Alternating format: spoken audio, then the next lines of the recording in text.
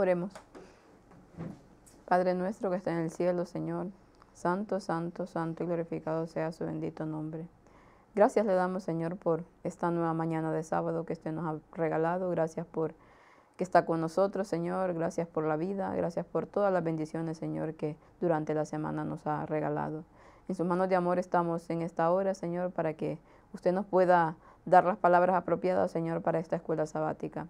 Y para que, Señor, cada una de las cosas que veamos, Señor, podamos ponerla en práctica. Bendiga a su pueblo, bendiga a los que aún no han podido venir, Señor. Bendiga a los que también esta escuela sabática en directo y a los que la verán, Padre, para que pueda ser de ayuda para cada uno de ellos. En sus manos de amor estamos. Guarde a su pueblo, Señor, y ayúdenos siempre a tratar de caminar por la senda, Señor.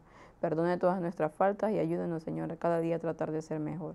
Todo esto se lo pedimos en el bendito nombre de su Hijo amado, Cristo Jesús, con el perdón de nuestros pecados. Amén. Amén. Feliz Santo Sábado a cada uno de los que estamos aquí. Habemos unos pocos por los momentos, pero sabemos que al otro lado del internet pues hay más gente que sigue esto, y gracias a Dios que cada sábado vamos teniendo un aumento de gente que sigue las escuelas sabáticas y los cultos en directo, a pesar de que muchos son del otro lado del charco y se levantan muy temprano para poder para poder seguirnos en directo. Así que esta semana es la última escuela sabática de este trimestre, que bueno, realmente que han sido unas escuelas sabáticas interesantes. Hemos aprendido, como decía Giuseppe el sábado pasado, hemos aprendido otra cara, bueno, siempre la cara de la mayordomía, pero también otros aspectos que tal vez no los teníamos en cuenta en cuanto a la mayordomía.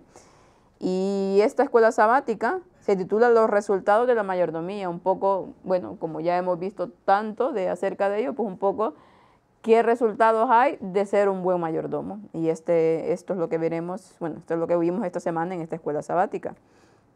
El versículo para memorizar dice: mantengan entre los incrédulos una conducta tan ejemplar que aunque los acusen de hacer el mal, ellos observen las buenas obras de ustedes y glorifiquen a Dios en el día de salvación. Primera de Pedro 2:12.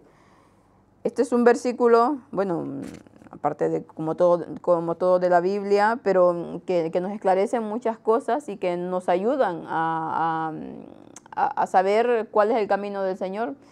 Y nos dice aquí que siempre debemos de mantener una conducta intachable. Ya veremos más adelante en cada uno de los aspectos. Sobre todo siendo un buen mayordomo. Si nosotros mantenemos una conducta ejemplar, pues claro, siempre habrá personas que nos critiquen, y como Jesús, bueno, ¿qué conducta más ejemplar que Jesús? Que a pesar de todo ello, pues le decían de todo. Pagaron testigos falsos para que hablaran mal de él. Eso siempre lo vamos a encontrar. Pero que lo que digan de nosotros no sea que sea por eso, pero no porque realmente nosotros nos portamos mal o porque nosotros no hacemos lo que debiéramos hacer.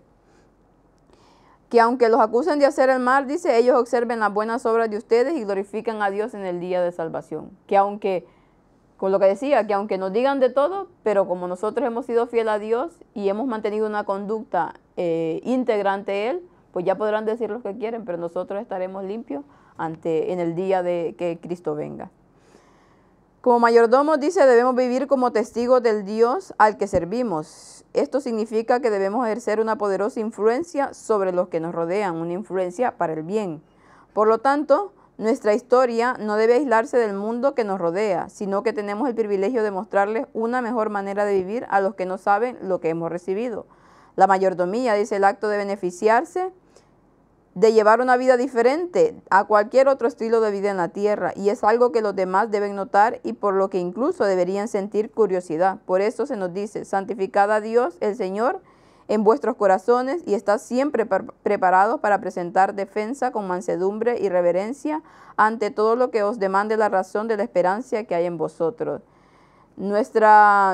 La mayordomía, dice, nos debemos de presentar a otras personas los buenos mayordomos que hacemos para poder ayudar a otros. Porque muchas veces podemos decir tantas cosas, podemos hablarle tantas cosas a las personas, sermones, yo qué sé, tantas cosas buenas, pero nuestra conducta realmente está siendo coherente con lo que estamos diciendo. Entonces a veces vale más una conducta intachable, que es el mejor sermón que podemos dar, que muchas palabras que decimos. Entonces esto es lo que en sí va a ayudar, el resultado de ser un buen mayordomo, el beneficiar a otras personas también. Esta lección dice, final analizará los beneficios personales, resultados espirituales, los resultados exitosos, nuestra influencia y la clave del contentamiento en la vida del mayordomo, sabiendo que todo se reduce a Cristo en vosotros, la esperanza de gloria, que al final pues eso es lo que nos motiva a seguir, ¿no? que es la salvación que Cristo nos ha dado y el que podemos estar con Él cuando todo se acabe. Y la parte del domingo, no sé si alguien tiene algún comentario referente a esta primera parte. La parte del domingo nos habla de la mayordomía y la piedad. La piedad, dice, es un tema vasto, dice. Los piadosos llevan un estilo de vida santa y se asemejan a Cristo por tener una actitud de devoción y realizar actos que a Él le agradan. La piedad es la evidencia de la verdadera religión y recibe la promesa de la vida eterna. Ningún tipo de filosofía, riqueza, fama, poder o nacimiento privilegiado ofrece una promesa así, una vida piadosa. Bueno, de hecho, la Biblia en muchos versículos habla de esa vida piadosa y también habla de la piedad de Dios. Bueno, ya veremos un poco de esto. Si alguien me quiere buscar 2 de Timoteo 3, del 1 al 9.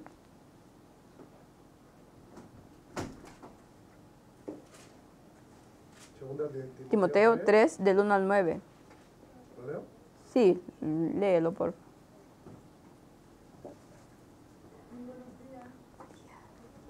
También debes saber esto, que en los postreros días vendrán tiempos peligrosos, porque habrá hombres amadores de sí mismos, avaros, vanagloriosos, soberbios, blasfemos, desobedientes a los padres, ingratos, impíos, sin afecto natural, implacables, calumniadores, intemperantes, crueles, aborrecedores de lo bueno, traidores, impetuosos, infatuados, amadores de los deleites más que de Dios, que tendrán apariencia de piedad, pero negarán la eficacia de ella. A estos evita, porque de estos son los que se meten en las casas y llevan cautivas a las mujercillas cargadas de pecados, arrastradas por diversas concupiscencias. Estas siempre están aprendiendo y nunca pueden llegar al conocimiento de la verdad. Y de la manera de Janes y Jambres resistieron a Moisés, así también estos resisten a la verdad. Hombres corruptos de entendimiento, réprobos en cuanto a la fe. Réprobos, perdón. Mas no irán más adelante, porque su insensatez será manifiesta a todos, como también lo fue la de aquellos. En Timoteo, en 2 de Timoteo 3, nos está haciendo como una radiografía de lo que es el mundo actualmente, bueno, y de lo que ha sido también en otras épocas. Pero como nosotros estamos viviendo en el tiempo del fin, pues reconocemos cada una de las cosas. Dice, vendrán tiempos peligrosos, bueno, y acá habla del tiempo postrero, ¿no? Porque habrán hombres amadores de sí mismos, ávaros, vanagloriosos, soberbios, blasfemios, desobedientes a sus padres, malagradecidos, sin santidad. O sea, cada una de las características que va diciendo aquí es que es lo que el mundo hoy en día es. Es lo que la sociedad representa, todos y cada uno de ellos, sin afecto natural, desleales, dice, calumniadores, incontinentes, crueles, aborrecedores de los que son buenos. ¿Cuántas veces no encontramos esto? Que en una familia, por ejemplo, una persona se convierte a Dios, quiere seguir la vida cristiana, quiere hacer el bien, y resulta que la familia se pone en contra de ellos por esta razón. Por querer hacer el bien. Por querer estar haciendo lo que Dios dice, ¿no? Pero como su conducta es totalmente lo contrario, entonces eso choca y no quieren. Entonces, ¿qué es lo que les resulta más fácil? Cambiar u oponerse. Así de esa manera se justifican, ¿no? Entonces es triste, pero es eso. Entonces aquí ya nos habla de que iban a ser gente que iban a aborrecer a los que son buenos. Bueno, y en el tiempo de Jesús, claro, lo aborrecían porque era bueno y que su conducta contrastaba totalmente con la de los fariseos. Lo que sucede tantas veces es que, claro, cuando la persona se da cuenta que para ser bueno tiene que renunciar a su propio proyecto de vida tantas veces, a sus propios conceptos, a su propio yo, en definitiva, esto instintivamente le produce una reacción de rechazo y de antipatía hacia el mensaje, ¿no? ¿Cuántas veces no nos hemos encontrado con esta reacción, ¿no? De que tú intentas explicar a un amigo en qué consiste el amor de Dios, en qué consiste pues, lo que Él nos pide, ¿no? Para que nosotros podamos actuar correctamente y vemos que eso causa una incomprensión y un rechazo muy grande, ¿no? Porque bueno, la persona efectivamente se le presenta una bondad que este mundo pues ya la ha desestimado, ¿no? La bondad hoy en día pues se considera una cosa pues una especie de mezcla entre el bien y el mal, ¿no? Sí, sí, bueno, es que hoy en día también la palabra verdad o la palabra, mira, lo toman de una manera relativa, claro. Para ti dicen una cosa puede ser buena, pero para otra persona no. Y entonces dice, todo es relativo. Y la gente va haciendo la suya. Bueno, yo me hago mi propia ley, dicen. Yo sigo mi vida de acuerdo como yo pienso que es, y ya está, y comamos y bebamos que mañana moriremos. Entonces, la gente, claro, Dios está quedando totalmente del lado de la sociedad, de las personas, del corazón de las personas. Entonces, claro, cuando Dios quedó del lado, pues aparecen todas las partes, ¿cuáles? Negativas de todo esto. Nos dice, tendrán apariencia de piedad, o sea, tendrán apariencia de santidad o de que son buenos, mas negando la eficacia de ella, pero totalmente no de acuerdo a lo que es la santidad, sino que al aparente. Porque ¿qué pasa hoy con las religiones? ¿Qué pasa hoy digamos, con el catolicismo? Hablo de todo el sistema, ¿no? del Vaticano. ¿Tienen apariencia de piedad o no? El Papa con sus discursos, que el bien, bueno, unas frases que saca, y haciendo todo lo que por los pobres y esto y lo otro. Mas, sin embargo, ¿qué es lo que hay detrás de todo esto? La motivación detrás de todo esto, ¿cuál es? Nosotros ya lo sabemos. Y muchas ONGs también, ¿eh? Sí, sí, también, tanto. ¿Di? Digo que de esto también colaboran las televisiones, porque ahora hace poco salió un vídeo en las redes sociales donde un periodista está entrevistando a gente joven de Andalucía, que salen a las cofradías y a las procesiones, que eso ya desde un momento eso ya no está bien, porque ya hemos visto que Dios no quiere que se haga idolatría, figuras, ni se hagan imágenes, ni nada de esto, ¿no? Y además están preguntándole qué es, una pregunta tan simple, qué es el Pentateuco, y no saben responder. O sea, todo es simplemente apariencia. Eso, y se consideran cristianos católicos. Pero es que ser cristiano no es eso. Ser cristiano no es salir bien vestido por el día a pasear el santo. Es que si conocieran la verdad podrían decir, ostras, cómo nos tienen engañados. Pero como que no se dedican a buscar cuál es la verdad, pues tampoco profundizan, ¿no? Sí, sí, Dicen, sí. Tú les dices, es que eso no está bien. Y la gente que es superficial, no profundizan, no puede saber cuál es la verdad y el por qué la verdad es así, ¿no? Hay un porqué a todo esto. Pero si no te molestas en saber cuál es, lo más fácil es salir a pasear el santo una vez al año y decir, yo soy cristiano, no. Es ridículo, es que no sé, hacemos el ridículo. Si te lo miras desde fuera, estas personas son ridículas. Porque sentirse cristiano, saliendo una semana al año a pasear un trozo de yeso, porque eso no es un santo es una persona que hace la voluntad de Dios. Y luego tú les dices lo que está bien y lo que está mal, que es la faena del santo o del hijo de Dios, y te tratan como una mierda, hablando mal. Entonces, ¿qué es ser cristiano para ellos? Están haciendo lo contrario, porque no están respetando lo que dice Dios. Así es. No, si es que hoy en día la apariencia de piedad, pues, al menos en la parte religiosa, está. Bueno, pero es que yo tengo primos de estos y les importa poco que tú seas familia encima. Ah, sí, claro. ¿Entiendes o no? Que tú seas familia y les diga, no, no, perdona, tú no eres cristiano. Ser cristiano significa esto.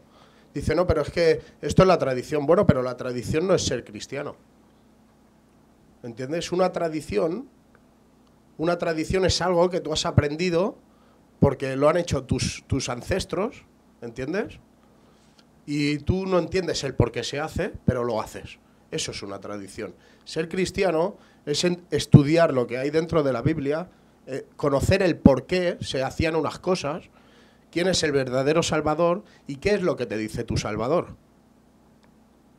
Y de esto, el 99% de los cristianos que se consideran cristianos no lo conocen eso.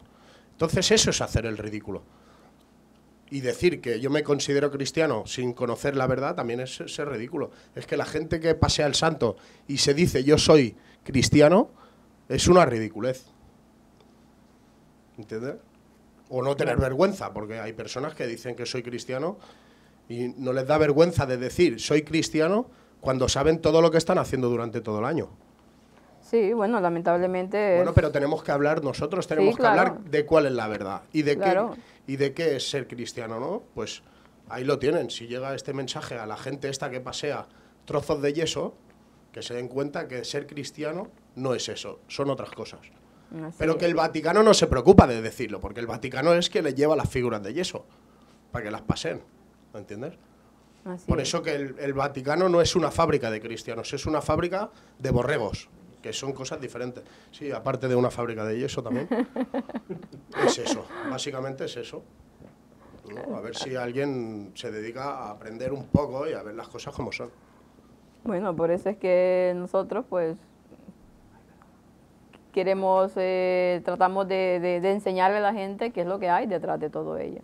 Pero alguna gente no quiere saber nada y lo que le digan es atacarte en lugar de ponerse a ver las cosas. Nos habla aquí, bueno, para seguir adelante, un poco nos habla de Job, que nos dice que Job, viniendo una descripción del carácter y las acciones de Job, dice el libro de Job, ilustra cómo se revela una vida piadosa, incluso mediante el sufrimiento.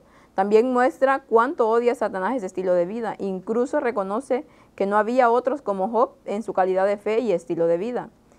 Y bueno, nos habla, hubo en tierra de Job un hombre que era perfecto, recto, temeroso de Dios y apartado del mal. Nosotros ya conocemos la historia de Job.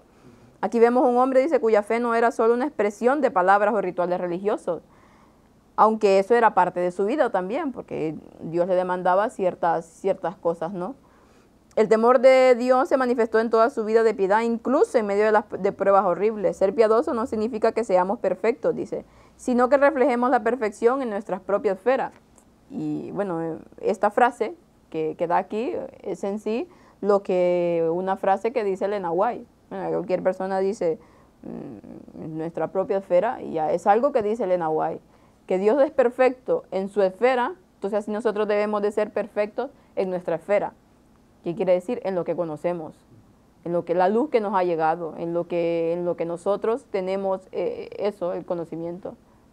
Claro, no tenemos todo el conocimiento que tiene Dios, Él es perfecto en su esfera, pero nosotros debemos de intentar ser perfectos en nuestras propias esferas, en lo que vamos conociendo. A medida que lo vamos conociendo, pues vamos aplicándolo en nuestra vida y así llegaremos pues a esa perfección que Dios quiere. Nos habla de Ezequiel, ¿alguien me quiere buscar Ezequiel 14:14?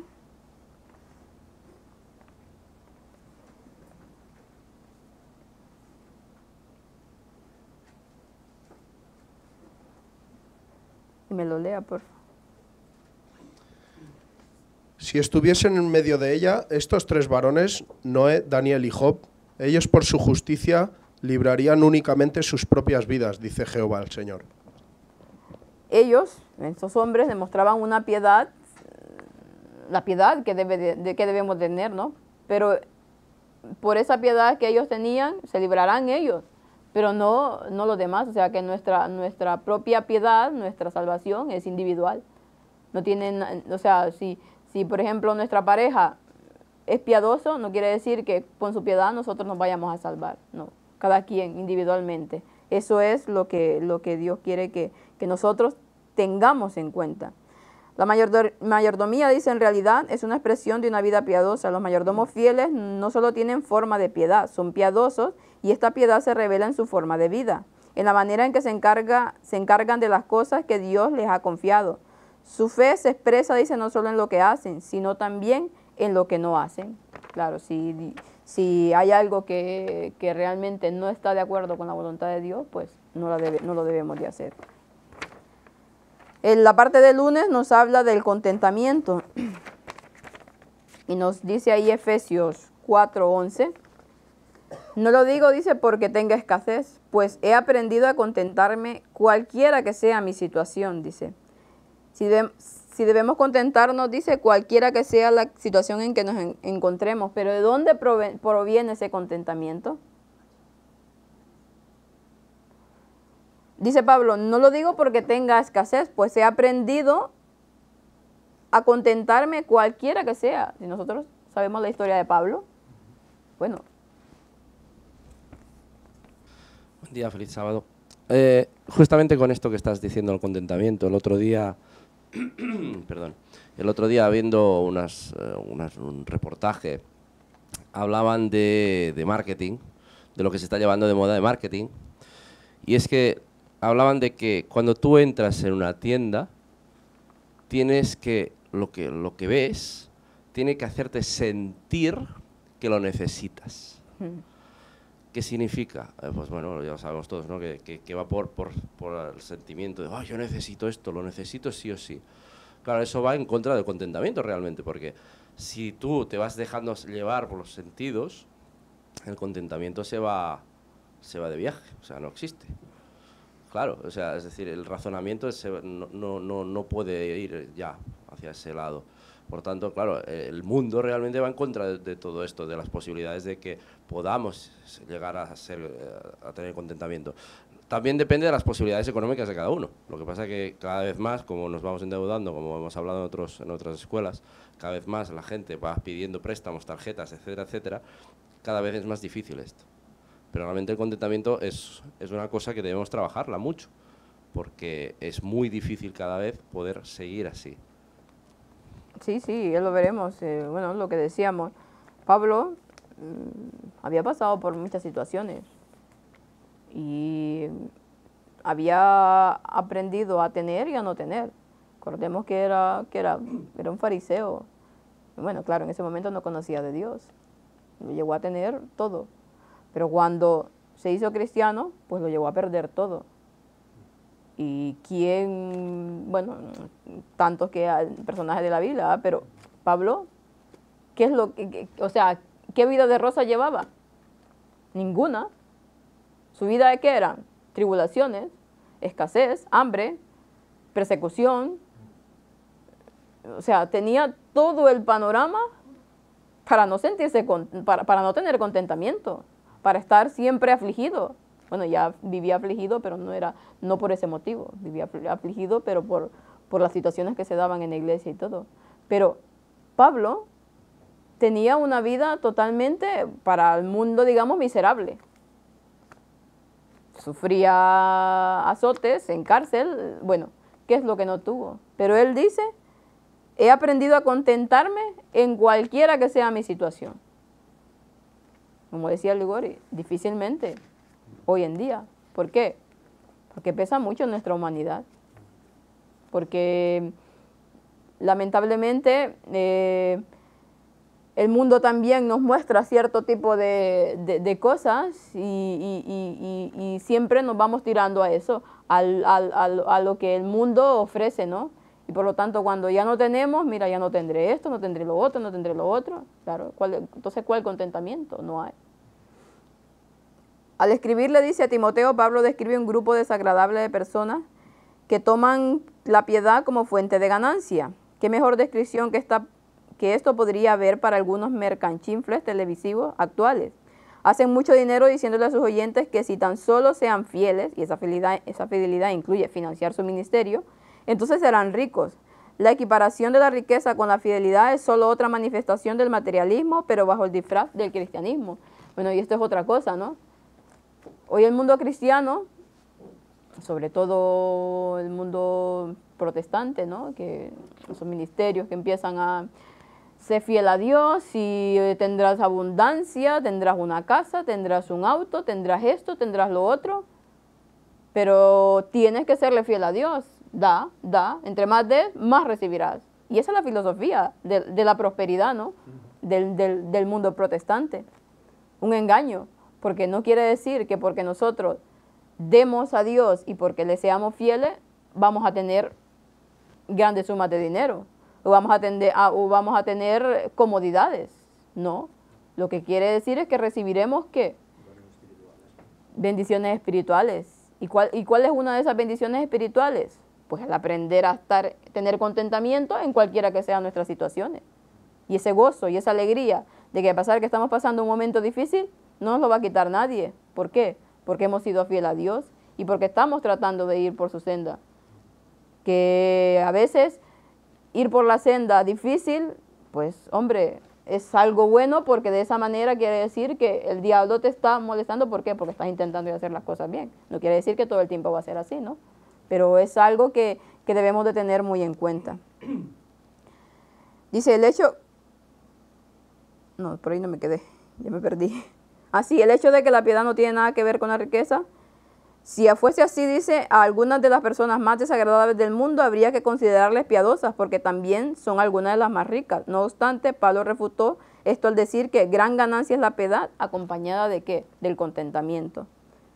Y es curioso que la palabra contentamiento, quise irla a buscar un poco en el diccionario Strong, y bueno, uno va viendo las raíces y al final una de ellas te lleva a la remisión de pecados, o sea, o al pago de una deuda, y te va llevando a lo que fue lo que Cristo hizo por nosotros, ¿no? No sé, me pareció curioso que esa misma palabra, bueno, sí, claro, contentamiento, te llevara a ese punto, a que Dios ya hizo el pago de esa deuda. Por lo tanto, el contentamiento también proviene de que sabemos que tenemos la salvación, que Cristo ya lo pagó. Sí, ¿cómo te sientes cuando acabas de pagar una deuda? Contento. Te sientes descansado, ¿no? Sí. Contento, en paz.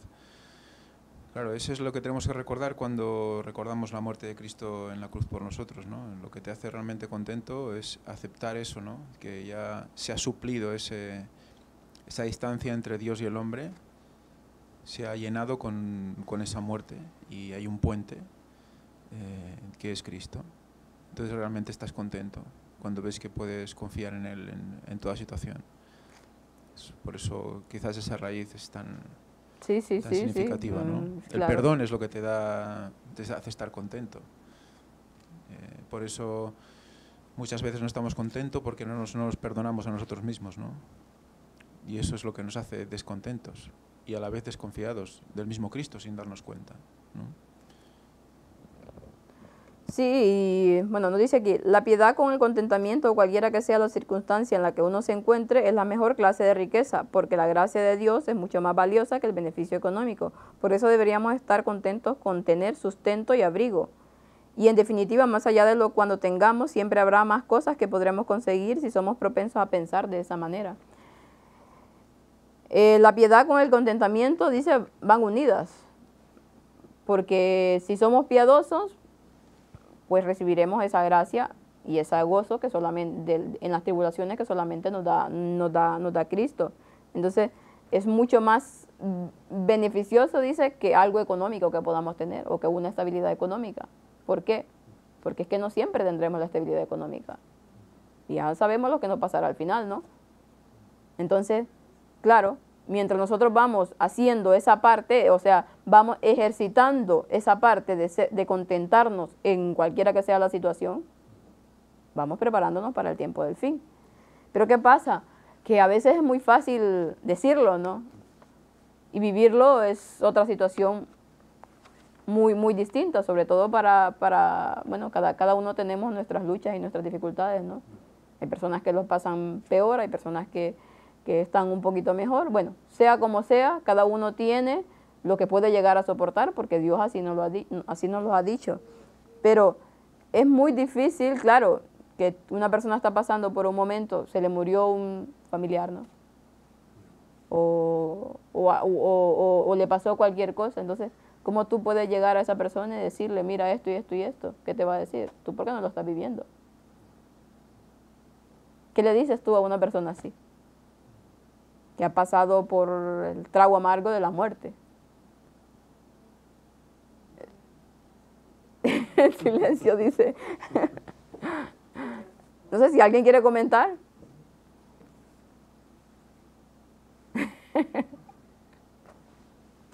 Nadie quiere comentar, bueno.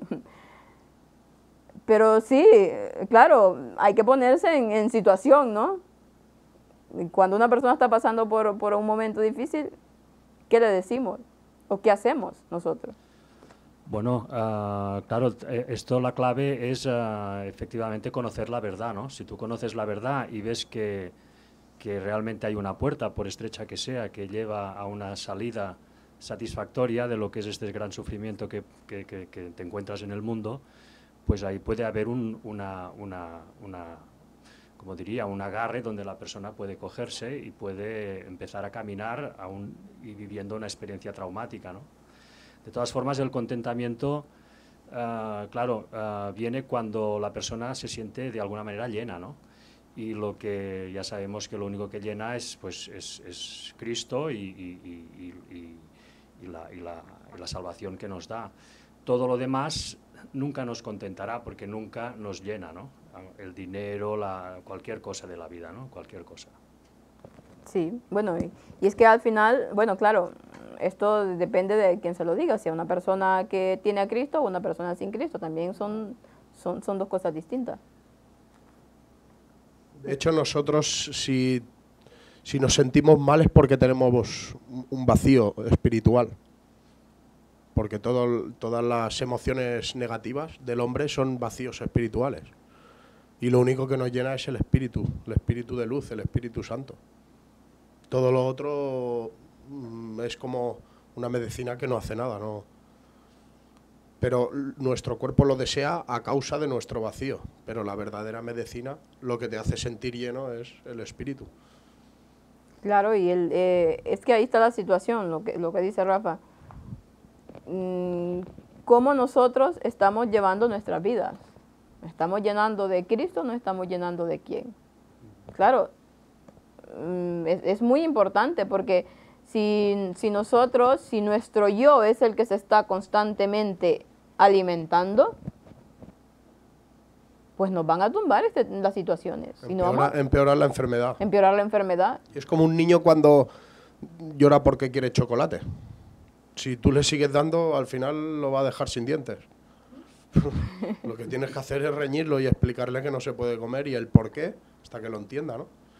Nosotros no dejamos de ser niños aquí, pero niños grandes que tienen maldad, pero lo único que nos va a llenar es la sabiduría y el Espíritu de Dios. Porque si nos van dando chocolate, nos van a dejar sin dientes. Está claro. Y la mayoría de la gente está inmersa en ese círculo vicioso, no en el alimentarse con el Espíritu y la palabra de Dios. Claro, está inmersa en el círculo vicioso del sufrimiento, como el pez que se muerde la cola, ¿no? Que no sabe salir de ahí. Y Cristo y el Espíritu Santo es lo único que te va a hacer salir de ahí. Claro, y el contentamiento viene como resultado de lo que estamos hablando, el resultado de ser que un buen mayordomo, el saber administrar bien nuestra vida. Porque si no sabemos administrar bien nuestra vida, ¿qué pasa? Los resultados serán negativos. Y una de las partes muy importantes que el cristiano debe tener es el saber contentarse en cualquier situación. Entonces, ese resultado no va a estar. Pero claro, es muy difícil porque yo me acuerdo que hay muchas personas que dicen, el camino, es fácil seguir a Cristo. Porque ya Él lo hizo todo en la cruz.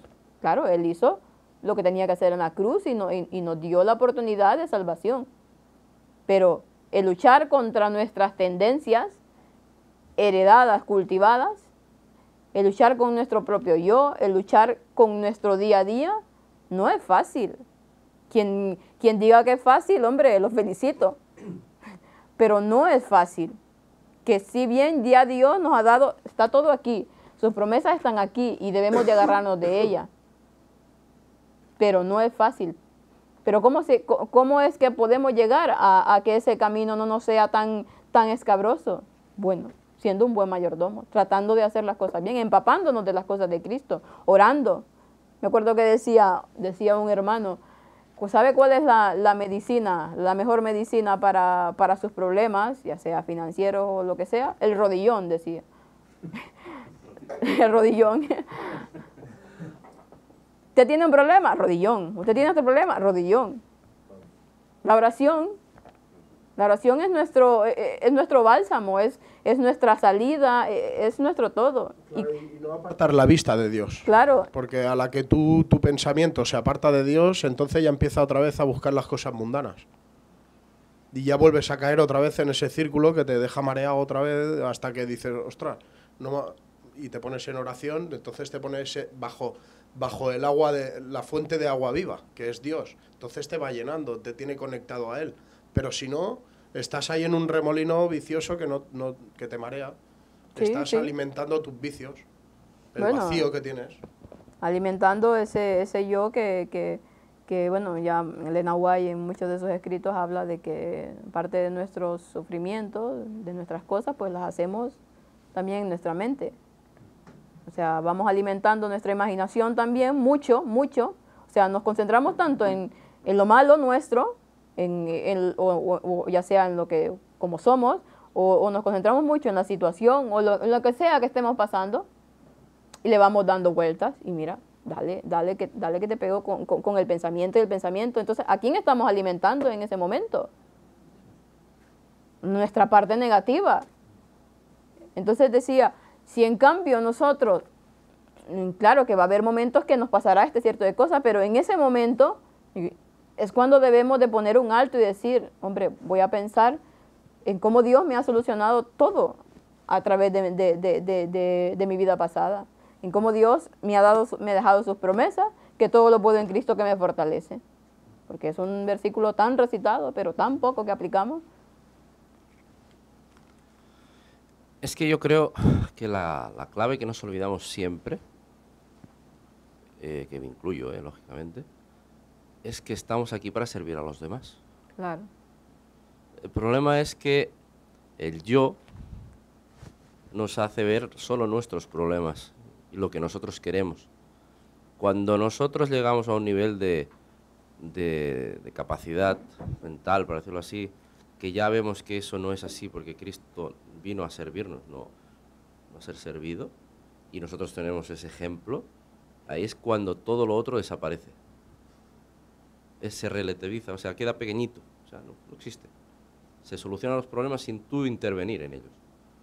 Por tanto, ahí está la clave. O sea, es que muchas veces yo lo pienso, bueno, es que realmente si yo me dedicara solo a servir a los demás, olvidándome de mis problemas, y se los pusiera a los pies de la cruz de Cristo, se acabarían mis problemas, mis dolores de cabeza, mis depresiones. Y eso se lo he dicho a gente de mi familia, que lógicamente no creen, y se han quedado pensando, decir, pero a ver, si tú haces esto, pones esos problemas a los pies de Cristo, ¿tu depresión dónde va? ¿O tus malestares dónde van? Si tú dices, mira, Él que decida por mí, porque yo no puedo decidir. Mis pesares, mis cargas, se las doy a Él. Por tanto, ya no tengo peso encima. Me siento más ligero, más liviano. Y mentalmente, a más, ya lo sabemos que funciona. O sea, se nos abre la mente, se nos despeja la mente y ya no vemos esos problemas.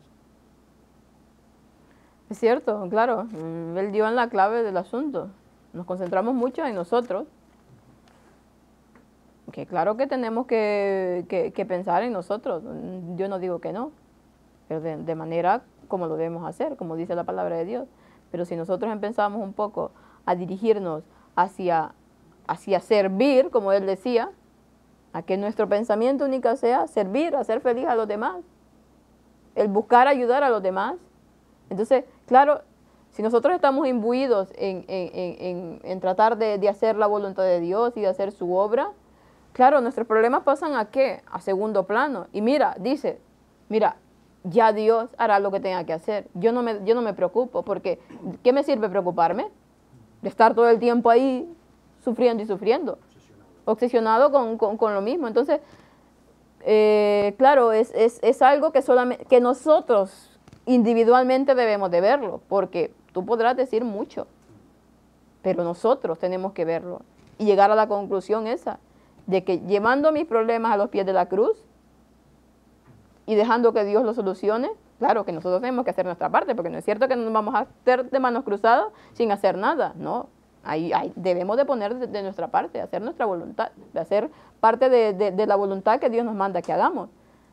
Pero si hacemos eso, si llegamos a entender eso, hombre, nuestra vida cambiará y mucho. Es que si no recuerdo mal, hace tiempo Ángel ya habló de la palabra preocuparse, que era anticiparse a una preocupación que no existe. Por tanto, estamos creando nosotros el problema antes de que exista. O sea, si ya nos dirigimos hacia ahí, al final llegaremos. Por tanto, si nuestra mente la ponemos solo en Cristo, llegamos a Cristo y lo otro desaparece, lo que hablábamos, ¿no? Sí. Pero, bueno, claro, depende de cada individuo también, ¿no? Depende de cada quien. Una persona lo toma de una manera, otra persona lo toma de otra, pero al final vamos a lo mismo. Depende del vacío de cada uno. Sí, claro, depende de cómo llegue a afrontar la situación. Sí que es verdad que hay veces que tenemos como una fecha límite para tomar decisiones, ¿no? Sabemos que las decisiones, pues muchas veces las tomamos sin... ¿Cuántas decisiones tomamos diariamente sin consultar al Señor, no? Sí, claro. Muchísimas, ¿no? Y algunas de ellas importantes. Y claro, tendríamos que ponerlo un poco todo a sus pies, ¿no? Es verdad que en la palabra de Dios nos ponen ejemplos en los que personas que están pues atormentadas porque tienen que saber qué hacer, pues piden señal al Señor.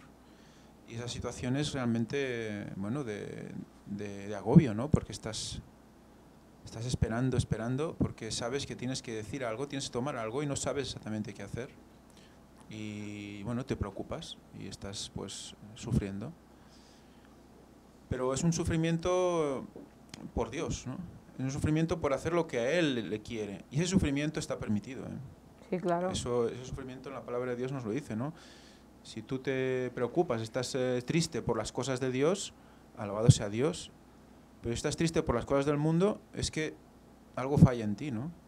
Te estás preocupando por un Dios que no es el correcto. Porque Él va a proveer todo el resto, ¿no? Así es. Bueno, voy a leer la última parte aquí que dice... Perdona, hemos de diferenciar entre preocuparnos y prever. Una cosa es ocuparse antes de los problemas, antes de que existan, con malestar y dándole vueltas y amargándote, y otra cosa es prever para, si sucede cualquier cosa, tú ya estés preparado para eso. Y eso sí que el cristiano debe hacerlo. Hay que prever. Si preveyésemos muchas cosas, ¿con cuántas cosas no fallaríamos después y tendríamos problemas? Pero el cristiano, el grave problema que tiene es que no prevé normalmente. Sí, claro, es que todo viene bueno, porque en el caso de Job, por ejemplo, que nos ponían de ejemplo aquí, él era perfecto en todo su camino y le vino todo el sufrimiento. Bueno, porque había algo detrás, ¿no? Porque estaba esa lucha entre el bien y el mal y porque Dios tenía que vindicar su nombre mediante la acusación que había hecho Satanás a Job. Pero otras veces sí, que pasa que nuestra situación, nuestras propias decisiones, claro, nos pasan la cuenta. Pero ¿qué podemos hacer cuando la hemos pifiado? Y tenemos que cargar con esas consecuencias, porque con consecuencias cargamos todos los días y de malas decisiones tomamos todos los días. Pero ¿qué podemos hacer? ¿Quedarnos ahí? ¿O seguir adelante y mira, apechugar porque por mi culpa estoy pasando lo que estoy pasando? Pero no es que todo el tiempo me voy a estar machacando con lo mismo. Bueno, pasó, tomé mala decisión, pedí perdón, y ahora tengo estas consecuencias. Bueno, mira, voy a ir adelante a pesar de todo eso. Es que nuestra vida es eso. Mira, Adán, la mala decisión que tomó y que aún la estamos arrastrando toda la humanidad. Pero ¿qué hizo Adán? Tomó una mala decisión, pecó, y eso lo arrastró toda su vida. Pero esa consecuencia, ¿cómo la logró paliar? ¿Cómo la logró tratar de llevar adelante? Solamente con Dios. ¿Y qué hizo con su vida? A partir de ahí su vida fue una vida de obediencia totalmente. ¿Por qué? Porque ya Dios le había dado la solución a ese problema. Y sí, claro, no podía cambiar las consecuencias. Dios no puede cambiar las consecuencias de nuestros actos. Claro que no las puede hacer. Porque, claro, tenemos que aprender nosotros de ello. Pero sí nosotros podemos, a pesar de todo ello, seguir adelante. Y mira, echar para adelante. Estoy pasando esta situación, pero sigo adelante. ¿Por qué? Porque Cristo va conmigo. Porque si no, entonces no estoy creyendo en su palabra. Y luego prever tiene mucha relación también con el estudio de la profecía, porque no dejas de que estás anticipándote también a lo que va a suceder. Si tú prevés las cosas, no te vas a ir de vacaciones a Damasco porque sabes que ya la palabra de Dios te dice, oye, que va a dejar de ser ciudad, estés o no estés, ¿no?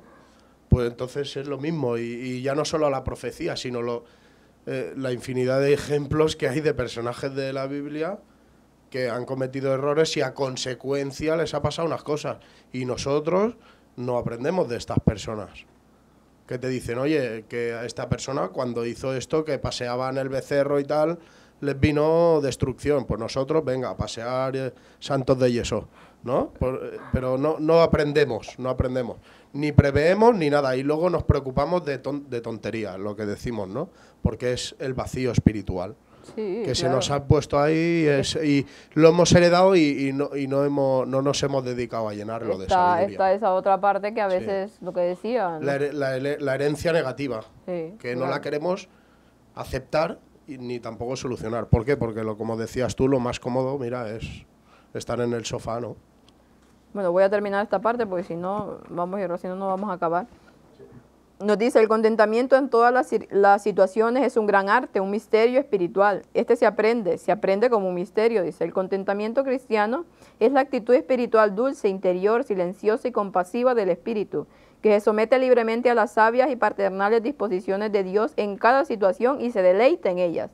Es un cofre de ungüento precioso y muy reconfortante y útil para los corazones atribulados en condiciones y en tiempos convulsionados. Es algo que se debe de ir aprendiendo, es algo que se debe de ir cultivando. Si viene una situación difícil, pues mira, ora, haz tu parte y olvídate de ello y sigue adelante con la parte que tú sí puedes controlar. Porque hay cosas que nosotros podemos controlar, pero hay otras cosas que nosotros no podemos controlar. Entonces, ¿qué debemos hacer? ¿Ocuparnos de las cosas que no podemos controlar? No, ocuparnos de las cosas que sí podemos controlar. Y al final es eso. No mantenemos ese orden de cosas. ¿Por qué? Porque las mentes hoy en día no están equilibradas. Nos sentamos y decimos, ¿qué puedo controlar y qué no puedo controlar? ¿Qué sí puedo hacer yo algo y qué no puedo hacer nada? Entonces decido si ocuparme de eso o ocuparme de lo otro. Entonces ahí es donde las cosas empiezan a salir y ir adelante, porque si no, que nos vamos a quedar, dale que te pego con las cosas que se nos salen de las manos, ¿no? Y como decía él, prever, aprender a prever antes de que nos vengan las situaciones. La parte del martes nos habla de la confianza, Proverbios 3:5, que nos dice: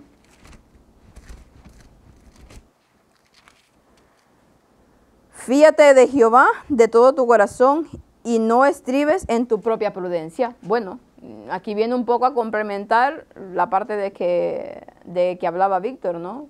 De prever.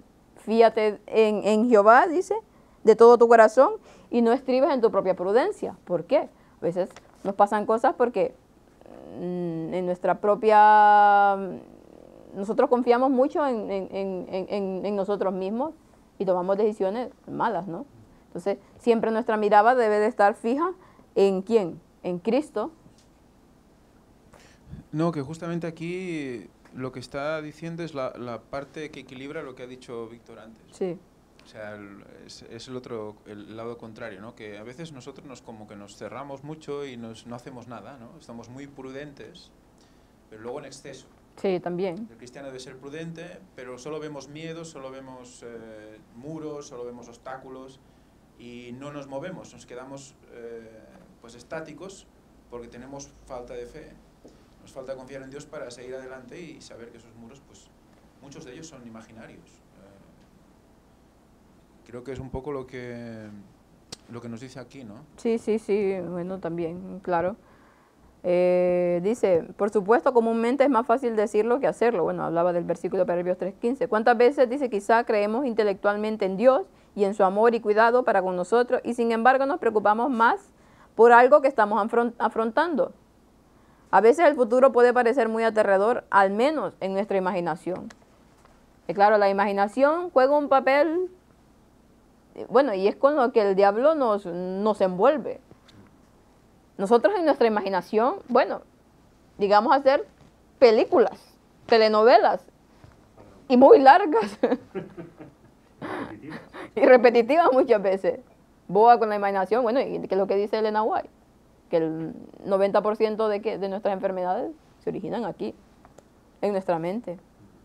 Y a veces sí tenemos problemas que son reales, claro, pero nuestra imaginación los hace. Bueno, el Apocalipsis, cuando no están así, problemas reales, pero que nuestra mente magnifica y que nuestra mente nos hace olvidarnos de que Dios, ese problema está pendiente y sabe cuándo lo va a solucionar, sabe el momento exacto, que tú no ves nada, que tú no ves la luz en ese camino, que tú estás, que no ves la salida. Pero Dios está trabajando por ello. Y lo va a hacer en su momento. Porque Él sabe lo que nosotros necesitamos. Y sabe cuándo lo necesitamos y cuándo lo debe de hacer. Entonces dice aquí como mayordomos, ¿de qué modo aprendemos a confiar en Dios? Al avanzar por fe y obedecer al Señor, dicen todo lo que hacemos ahora. La confianza es una acción de la mente que no se agota con el uso. Al contrario, cuanto más confiamos en el Señor, más aumentará nuestra confianza. Vivir como mayordomos fieles es una manera de expresar nuestra confianza en Dios. Esta confianza es el fundamento y la fuerza motriz del mayordomo. Dice, se hace visible en lo que hacemos. Dice, fíate de Jehová de todo tu corazón. La frase tu corazón siempre se usa figurativamente en la Biblia. Significa que nuestras decisiones provienen de un yo moral interior que constituye lo que somos, dice. Esto incluye nuestro carácter, nuestras motivaciones, nuestras intenciones, la esencia misma de nuestro ser. Fiarnos ¿de qué? De todo nuestro corazón, con toda nuestra razón, con todo lo que no nuestros sentimientos, porque es que ahí está el otro problema que tenemos. Hacemos mucho caso a nuestras emociones. ¿Y qué pasa cuando tomamos decisiones con nuestras emociones? Un día estoy así un poco de bajón, yo qué sé. Y te toca tomar una decisión. ¿Qué decisión vas a tomar cuando estás así? O el otro día estoy feliz y contento, voy a tomar una decisión. Tampoco, si es que ahí está el equilibrio. La razón siempre debe de regir nuestras decisiones, nuestra vida, todo. Porque si le hacemos caso a nuestras emociones, hombre, bueno, ya por hacerle caso a nuestras emociones, mira dónde estamos. Mira Eva. Le hizo caso a su emoción, a su sentimiento, a lo que estaba viendo, lo que era agradable, lo que ella percibía en ese momento. Pero a la razón que le decía, que Dios le dijo, no hagas esto, no tomes de ese árbol, mira, se fue totalmente. Y que hoy en día lo pagamos absolutamente todos. Entonces, fiarse a Dios de todo nuestro corazón, con todo nuestro entendimiento, porque el entendimiento del ser humano es tan corto. ¿Por qué? Porque no hacemos nada para cultivarlo. ¿Y cómo lo cultivamos? ¿Cómo hacemos que nuestro entendimiento, nuestro discernimiento sea más fuerte? Mediante el estudio de la palabra. Ahí nos va diciendo qué hacer en cada situación. Y así como el entendimiento se afianza y se entrena, digamos, con el estudio de la palabra, las emociones se entrenan con la obediencia, ¿no? cuando tú aprendes a obedecer, a medida que vas obedeciendo, las emociones se van atemperando también, ¿no? Sí, claro. ¿Por qué? Porque tu discernimiento, tu razón, va teniendo preeminencia a las emociones, que es muy difícil, claro está, que es muy difícil porque es que el ser humano es eso. Estamos hechos de una manera que nuestras emociones rigen mucho lo que hacemos. Pero Dios, en cambio, Dios dice que hay que fiarse en Él, en Él. ¿Y cómo nos fiamos en Él? Pues con la palabra de Dios. Aquí está toda nuestra guía. Si Dios nos dice, mira, tu pan y tu agua nunca te faltarán, ¿qué le vamos a hacer? ¿Creerle a Dios o fiarnos de nuestras emociones? No, le vamos a creer a Dios que sea lo que sea, Él nos va a sustentar. Mira, que nos dice, se te muere alguien, que claro, es muy difícil porque yo lo he vivido. Y en ese momento, claro, se te borra todo entendimiento. Pero nos dice que Dios tuvo, que yo por eso siempre a las personas le digo, para todo hay solución. Para todo, incluso para la muerte hay solución. ¿Por qué? Porque ya Dios pagó el precio en la cruz para que esa muerte, sí, claro, si haces lo correcto, obviamente, porque otra cosa es que, claro, se te muere un familiar y no estaba en los caminos de Dios, o al menos no que tú supieras, no sabes si tuvo tiempo de arrepentirse o no. Pero si en cambio la persona hizo lo que tenía que hacer, bueno, mira, se murió, pero podrás encontrártelo si tú haces lo que tienes que hacer allá. Entonces ya no habrá más separaciones. Y así con cada una de las situaciones. Aquí nos dice, es más fácil confiarle a Dios las cosas que no podemos controlar, en ese sentido, de que no tenemos otra opción, bueno, lo que hablamos anterior, la otra opción de confiar en Él, no tenemos otra opción que confiar en Él. La verdadera confianza del corazón, dice, en cambio, se da cuando tenemos que tomar una decisión con respecto a algo que sí podemos controlar. Y es nuestra confianza en Dios lo que nos motiva a decidir de un modo u otro. Bueno, aquí está hablando como otra parte de lo que decíamos. Bueno, nosotros decimos, no podemos controlar esta situación, pues Dios ya hará. Pero en la que sí podemos controlar, pues tenemos que tomar acción y no quedarnos sin hacer nada. Mira, voy a hacer esto que sí lo puedo hacer y lo otro pues ya se lo dejo a Dios. Entonces, pero claro, volvemos a lo mismo. El yo a veces está en primer lugar ante todo. Sí. Vamos a seguir con la parte del, si alguien no tiene nada más que decir ahí, del miércoles, que nos habla de nuestra influencia. Porque en otro tiempo dice, erais tinieblas, mas ahora sois luz en el Señor, andad como hijos de luz. Pablo describe la transformación del corazón como se ve públicamente. Cuando andamos en luz, nuestro testimonio diario de la mayordomía controlada será una luz poderosa en un mundo oscuro. Jesús dijo, yo soy la luz del mundo. Nosotros reflejamos la luz de Dios mediante un carácter estable en nuestro comportamiento público y cotidiano. Ahora, otra cosa, bueno, hablamos de nuestra influencia, que es otra consecuencia de ser un buen mayordomo. Si nosotros en nuestra vida tenemos luchas, tenemos problemas, ¿no? ¿Y qué pasa? Que todo eso nos ahoga, o no nos comportamos como debiéramos, ¿qué pensará el mundo de nosotros? Hombre, este dice ser cristiano y todo el tiempo está batido, todo el tiempo está en el polvo, todo el tiempo es solo negatividad, que me pasa esto, que me pasa lo otro, que me pasa otro. ¿Qué buen ejemplo podemos darle? Entonces, ¿qué quiere decir? Que esta persona, bueno, para estar así yo prefiero seguir en el mundo, que tendré mis momentos chungos, pero también puedo disfrutar de la vida a la manera que a mí que me pegue la gana. O por otro lado, nuestra influencia. Si nosotros somos realmente cristianos, pero nuestro comportamiento se asemeja más al del mundo, ¿qué puede pensar la gente? Si este es cristiano, bueno, prefiero seguir acá que estar engañando al mundo y decir que lo son y no lo son. En Santiago 1:19 ya empieza diciendo hacedores de la palabra.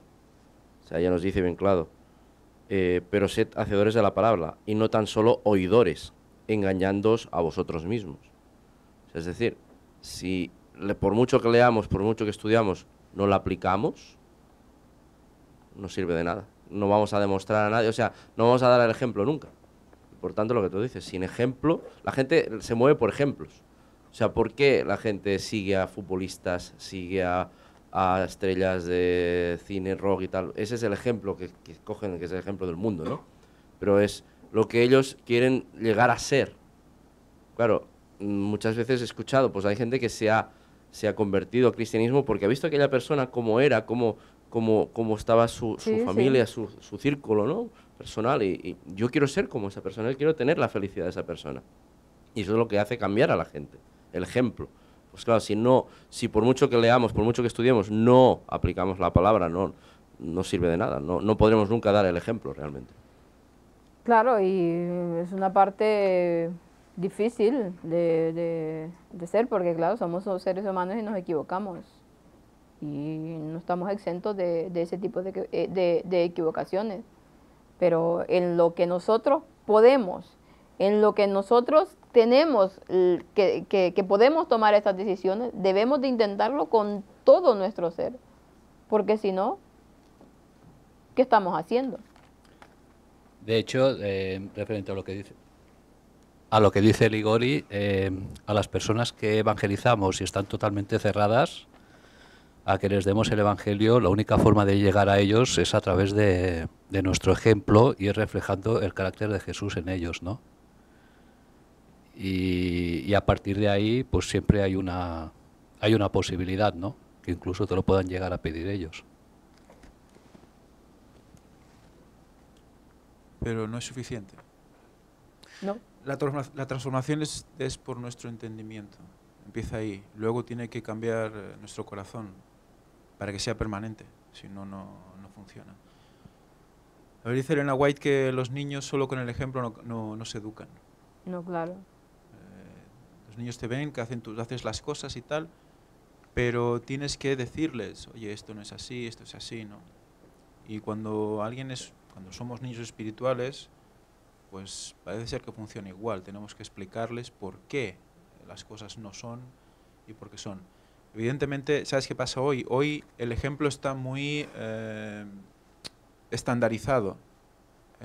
Lo que es bueno y lo que es malo es oficial. Entonces hay muchas personas, por ejemplo, gente de la nueva era, que cuando tú las ves y cómo actúan y cómo hablan y dices, wow, esto es bondad absoluta, ¿no?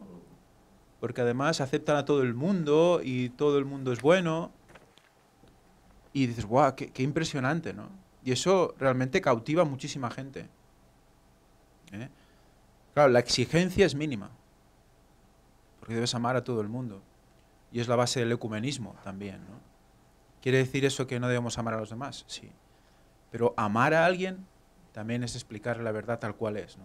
Claro. ¿Y eso qué va a generar? O una aceptación total O un rechazo. o un rechazo total. Al final va a ser esas dos únicas respuestas. No va a haber nada más.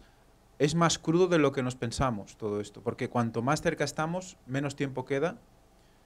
¿Cuántas personas se están convirtiendo porque ven vídeos que se han hecho hace 10 años y lo ven a 20.000 kilómetros de aquí? Y no te conocen de nada, no saben cómo eres. Pero hay algo en ese mensaje que traslada algo a esa persona que le hace ver que eso es cierto, ¿no? Es porque Dios habla a través de eso, ¿no? O sea, es que ese concepto lo está vendiendo mucho, por ejemplo, Bullón y compañía, Sí. ¿no? Hazte amigo, da ejemplo y tal. Sí, lo puedes hacer con tus vecinos, lo puedes hacer con gente que tienes el contacto constante, pero hay personas que solo las ves una vez en tu vida o pocas veces en tu vida y no puedes llegar a esa confianza, a esa amabilidad, ¿no? El mensaje es muy importante, tiene que estar imprimido del Espíritu Santo y de la palabra de Dios. Y entonces es cuando toca a esa persona y entonces es cuando hay una reacción.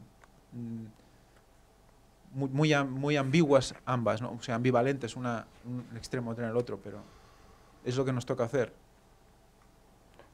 Claro, es que el equilibrio, vamos a ello también, ¿no? O sea, si tú das un buen ejemplo, pero no dice las cosas como tienen que decirse, la verdad de lo que está pasando en el mundo. Por ese buen ejemplo, bueno, esta persona puede venir a ti y tú le puedes explicar la verdad, pero es que hay situaciones para todo. Hay ocasiones en que no puede ser así, que o es todo o es nada. Es por eso que nosotros debemos de cultivar esos talentos que Dios nos da y de saber discernir el momento y los momentos adecuados y decidir qué momento es que debemos de decir esto o lo otro, como hacía Pablo, ¿no? Se hacía cuando los judíos, cuando griegos. Es utilizar la inteligencia que Dios nos da para poder dar el mensaje, pero el mensaje se tiene que decir tal cual es. Bueno, vamos a seguir con lo otro porque ya se nos dio el tiempo. Dice, las palabras que queremos y no queremos oír, dice, somos extranjeros y peregrinos en la tierra, ya que el cielo es perfecto, dice, bello y pacífico y nuestro destino final. Mientras tanto tenemos que vivir aquí. La conmovisión cristiana, especialmente según se revela en el gran conflicto, no admite bandos neutrales. O vivimos para Dios o vivimos para el enemigo. El que no es conmigo, contra mí es, dice, y el que conmigo no recoge, desparrama. Cuando Él venga, se revelará en forma clara e inequívoca de qué lado estamos. ¿Es así? O en el mundo, o somos o no somos. O estamos con Dios y con la verdad, o no lo estamos, a pesar de que digamos que estamos en la verdad presente. Y esto, bueno, es muchas cosas, pero vamos a implicar ahorita a lo que nos toca hoy en día, la verdad presente. La verdad presente es esto, esto y esto, es todo, ¿no? Pero cuando, por otro lado, mira, la verdad presente, decimos que es esto, pero esto, como que nos molesta, yo qué sé, por lo que sea. Y las personas dicen, bueno, pero ya le llegará a la luz de la verdad a esta persona, ya en su momento lo hará. Y mientras tanto, ¿qué están haciendo? Comentábamos ayer con Víctor, engañando al mundo, engañando a los cristianos, engañando a toda persona. O se es o se no es, el que está contra mí, el que está conmigo o el que está contra mí, dice el Señor. Entonces, si nosotros no declaramos la verdad tal cual es, sea lo que sea, y por otro lado decimos que estamos en la verdad, pero mira, eso puede ser que sí, pero puede ser que no. O eso no es tan así. Pues está en contra del Señor, está en el bando del enemigo, está llevando a la gente al final a la perdición. Entonces, ¿qué? Llegará un momento en que dirá, bueno, ya le llegará la luz. ¿Cuál luz? Si ya la tiene. Si ya sabe, si está en esto, hablo de los adventistas hoy en día, si está en esto, es porque ya tiene un conocimiento de lo que es verdad y lo que es no. Y a pesar de que lo conoce, está diciendo lo contrario. ¿Para quién está trabajando? Para el enemigo. Es que no hay puntos neutrales. O nosotros estamos trabajando para Dios o estamos trabajando para el enemigo. O estamos llevando el mensaje que debemos de llevar o no. Porque si vamos con medias tintas, de nada lo vale. Para Dios eso no le vale. Entonces, claro, hoy en día se da la situación de que, mira, yo con este pastor hay algunas cosas que dice que están bien y por lo tanto, mira, me gusta, lo voy a promocionar. Bueno, es una discusión que hemos tenido últimamente. Lo vamos a promocionar. Y realmente esta persona está diciendo la verdad para que tú estés promocionándola y que otros, mira, que están así un poco dudosos y llegan y lo ven. Y dicen, mira, pues este pastor dice ciertas cosas, pues no, yo me voy a ir para él. ¿Estamos sirviendo de qué? De piedra de tropiezo para otras personas que tal vez no tienen un discernimiento como el que tenemos el nuestro. Claro, como decía, retén lo bueno y desecha lo malo. Pero en ocasiones no vale eso. Sobre todo cuando una persona no está bien afianzada doctrinalmente. Entonces, es una decisión que es algo que nosotros debemos de tener bien claro. O estamos llevando a la gente a la perdición o estamos llevando a la gente a la verdad. Media verdades no valen hoy en día, actualmente, y más cuando estamos jugando la salvación. Entonces, ¿qué podemos hacer? Mira, sea lo que sea, por la verdad. Si ya sabemos, si nosotros entendemos que esa es la verdad, pues no podemos seguir haciendo el tonto con otras cosas que realmente no son, que podrán decir muchas cosas buenas, sí, pero dicen toda la verdad, pero realmente están diciendo lo que toca o están llevando a la gente al engaño, al gran engaño, que el final. Entonces es algo que debemos de tener conciencia porque tenemos responsabilidades ante otras personas.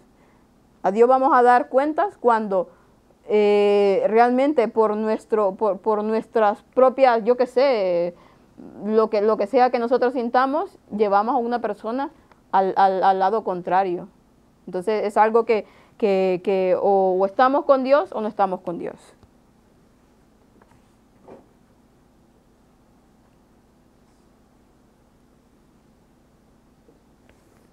Eso viene dado muchas veces porque hay ciertos pastores que tienen labores muy importantes a nivel misionero por temas de salud, de cuidado de la gente, y como eso es un tema que todo el mundo necesita, pues mucha gente se adhiere a ello y apoya eso, y por una parte es lógico, claro, porque es una labor que hay que hacer. Claro. El problema es que eso va acompañado de falsas doctrinas.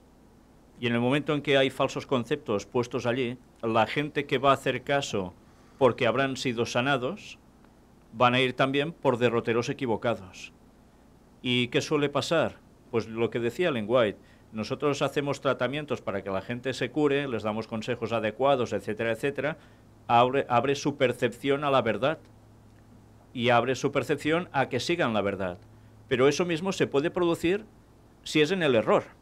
Fijaos los temas de sanaciones tipo New Age, Sí. de tantas sanaciones extraordinarias que llega a haber, o espiritismo ya directamente. Entonces la gente, ¿qué hace? Como les ha funcionado, se enganchan a eso porque creen que el resto también es verdad. Y ese es el problema que está pasando entre adventistas. Y la gente les apoya en todos los sentidos y esparce lo que dicen porque hay una gran parte positiva, pero por desgracia meten un veneno allí dentro que no es el tema de salud precisamente, a veces sí, porque a veces se pasan de rosca. Pero ¿qué sucede? Aceptan ya el resto de lo que digan como cierto. Y como tú decías, los llevan al gran engaño. Que si Cristo vendrá antes del 2031, que si Satanás ya no aparecerá haciéndose pasar por Jesús, porque eso ya es lo que hace el papado. Bueno, pues, ¿qué terreno están preparando? Eso es sumamente grave. Y eso debemos saber discernir y posicionarnos y decir, basta, o estáis en la verdad o no. Porque ayudar a la gente está muy bien, pero la gente se va a morir igual, ¿eh? Y el problema es la vida eterna. Claro, ¿Les vamos a dar el pan de vida eterna o los vamos a mandar al infierno? Eso da que pensar, ¿eh? Así es que o es una cosa o es otra, no hay partes neutrales. O se dice la verdad o mira, o no la dices, aunque digas medias verdades. Y al final, ¿qué hizo Satanás? Pues es que ahí está el engaño, ¿no? Se va cayendo en lo mismo. Vamos a terminar cuando dice, con una cita de Elena White aquí del viernes, dice, Cristo vino a este mundo para revelar el amor de Dios. Sus seguidores deben continuar la obra que Él comenzó. Esforcémonos por ayudarnos y fortalecernos mutuamente. La búsqueda del bien de los demás es el camino por el que puede hallarse la verdadera felicidad. El hombre no obra contra sus propios intereses cuando ama a Dios y a sus semejantes. Cuanto más desprendido sea su espíritu, tanto más feliz será, porque está cumpliendo con el propósito de Dios para él. Cuando hay vida en la iglesia, dice, esta se manifiesta en aumento y crecimiento. Hay también un intercambio constante, tomando y dando, dice, recibiendo y devolviendo al Señor lo que es suyo. Dios imparte a cada verdadero creyente luz y bendición. El creyente las imparte a su turno a otros en la obra que hace por el Señor. Al dar de lo que recibe, dice, aumenta su capacidad para recibir. Hace lugar para una nueva provisión de gracia y verdad. Recibe una luz más clara y mayor conocimiento.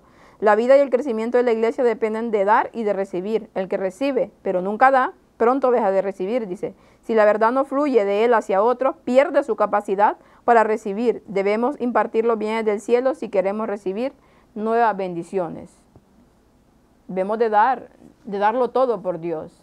Si somos verdaderos seguidores de Dios, debemos de darlo todo por Él y todo porque otros conozcan la verdad. Y ahí, cuando entendemos esto, se acaban todos nuestros problemas. ¿Por qué? Porque es el resultado de ser un buen mayordomo. Dar. Porque Cristo vino a ¿qué? A dar. Vino a dar todo lo que tenía. Claro, Dios toda su vida por nosotros. Entonces, cuando aprendemos a que lo más importante de nuestra vida es la obra de Dios, que para eso vinimos, ese es nuestro propósito, todo lo demás pasa a segundo plano. Y entonces nosotros realmente estamos haciendo lo que Dios quiere que hagamos.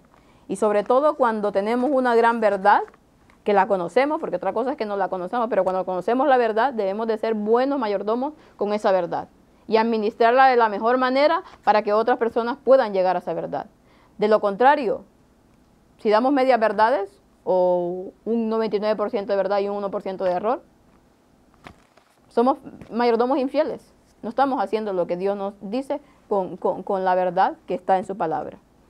Dios nos ayude para que todo lo que tengamos, todas nuestras posesiones, todo, tratemos de darla para que su obra pueda seguir adelante. De esa manera Dios nos dará todo lo que necesitamos.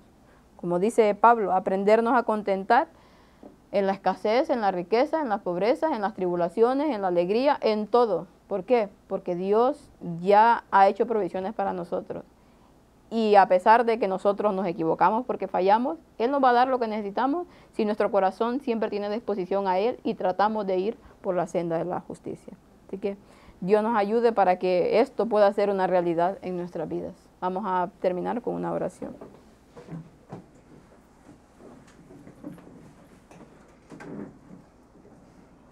Oremos. Padre nuestro que está en el cielo, Señor, santo, santo, santo y glorificado sea su bendito nombre. Gracias le damos, Señor, porque su palabra es muy clara. Y su palabra, Señor, es lo que debemos de seguir siempre. Gracias, Señor, por todas las verdades que nos ha mostrado. Y ayúdenos, Señor, para ser buenos mayordomos y que esas verdades puedan conocerlas a otras personas. Que no las quedemos para nosotros mismos, Señor, sino que sigamos adelante tratando, Señor, de enseñarle a la gente que usted viene pronto y que todo esto, Señor, de lo que el mundo hoy en día está tan preocupado, quedará atrás, Señor, y que solamente si nos regimos a su voluntad podremos obtener la vida eterna y la felicidad eterna. Gracias por todo lo que nos da cada día, Señor. Bendiga y ayuda a las personas que tanto lo están necesitando en este momento, sobre todo aquellas personas, Señor, que no conocen de nada de usted y que pueda llegar a ellos la verdad, Señor, para que puedan seguir adelante, Señor, y estas a su vez seguir dando el mensaje de la verdad a otras personas.